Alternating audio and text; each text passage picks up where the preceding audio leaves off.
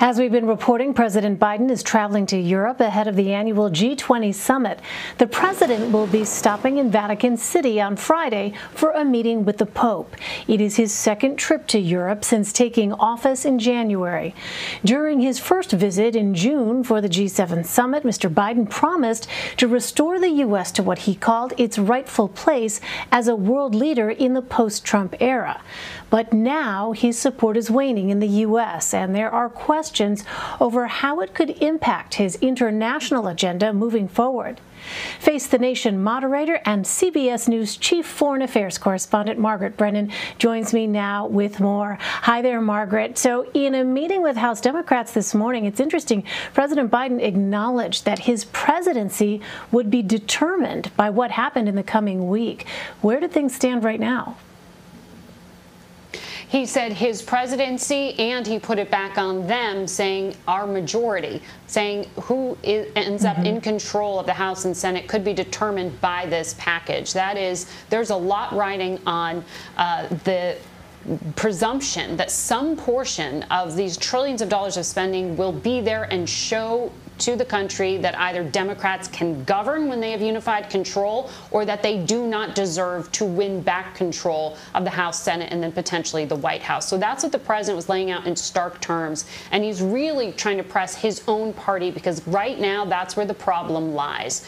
They can only afford to lose just about 3 votes in the House. And House progressives are really disappointed, and many of them making clear that what was delivered to them today just is not up to snuff. Congresswoman Rashida Tlaib said, hell no, no vote today on the infrastructure bill, which is a separate one that is popular. So the president has backed himself into a place where he now has a few problems. With the infrastructure bill, that's about $1 trillion, that was bipartisan, that was popular, but that continues to be held hostage here with the Progressive Caucus saying there are not enough votes for it to pass.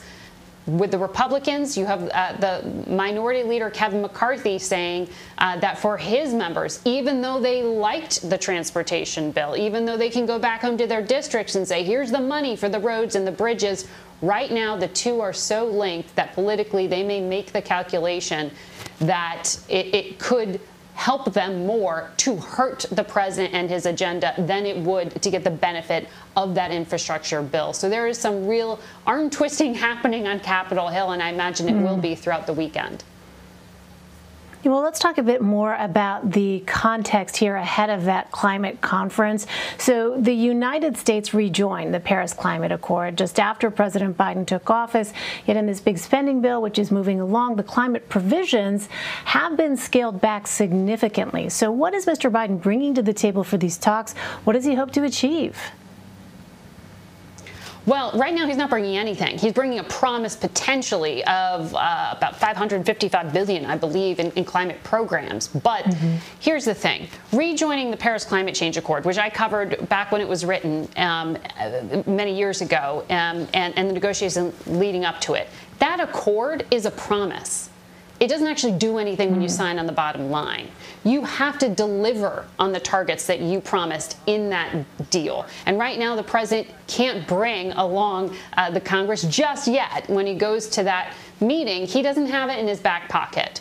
What you will hear the administration say, and what they've already started to message is, well, we want that to happen, but it's not necessary. There are sufficient measures out there. We can get private business to adapt and help us deliver on our promises to live up to new standards, to cut back on pollution, to cut back on greenhouse gas emissions. If you remember, during the Trump administration, you had the state of California say, we're going to go ahead and help us as a country to meet these expectations.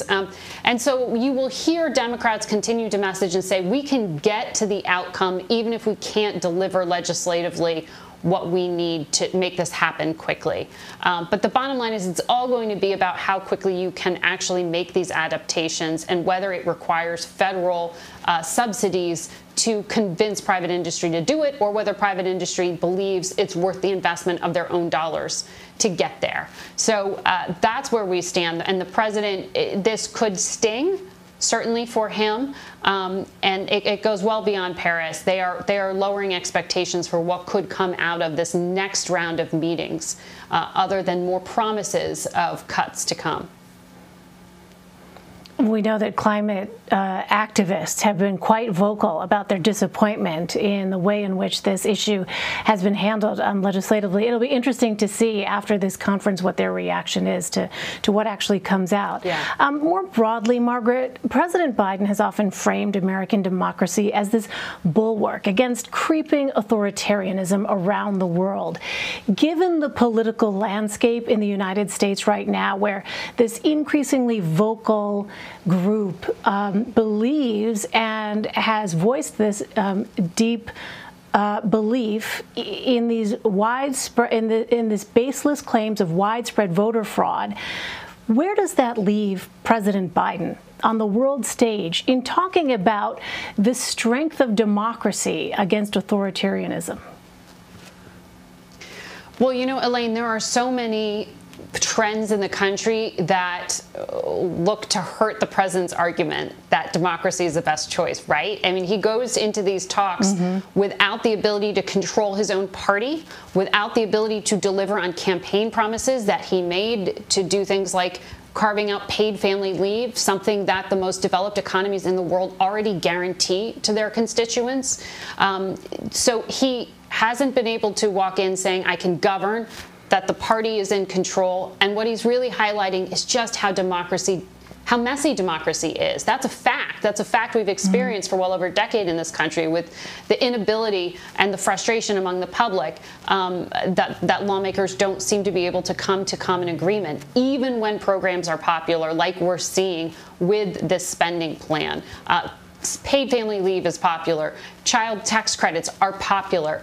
But when it comes to the political games, that can trump it. So that sends a message. Politics is messy. Who likes hearing that? China's leadership, Xi Jinping, when he says, I am the state, I am the authoritarian, my system is better. What does that matter in terms of the war of ideas? Well, certainly for the global power status of China, it at least in Xi Jinping's mind proves him right, but it also, what you're pointing to are all the problems that we as a country need to deal with within our democracy to be able to take that position on the world stage that President Biden said we were. He kept saying America is back.